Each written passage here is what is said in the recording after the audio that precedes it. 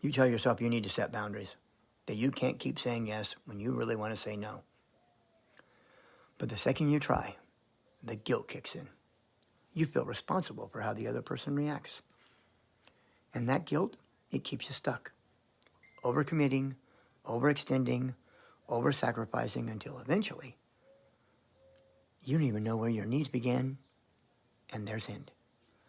Or maybe you're in a toxic relationship. You know it's unhealthy, but leaving feels impossible because part of you believes if you just try harder, if you love better, then maybe they'll change.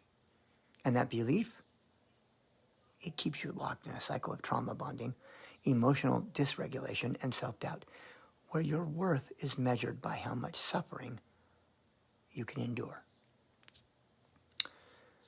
This is how attachment trauma works. It's not just one thing holding you back. It's a chain reaction. One struggle feeds the next, and before you know it, you're stuck in patterns that feel impossible to break. Fear of rejection leads to overthinking. Overthinking leads to control. Control leads to perfectionism. Perfectionism leads to burnout.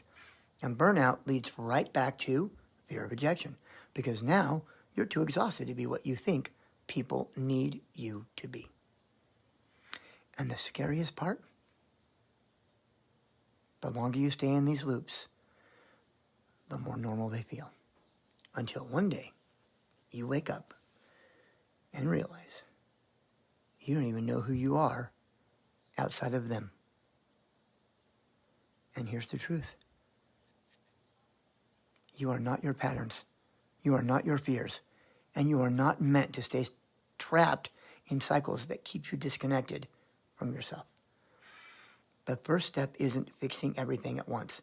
It's recognizing the patterns for what they are, a system designed to keep you safe, but one that's no longer serving you. Which part of this cycle do you recognize in yourself? Let's talk about it in the comments.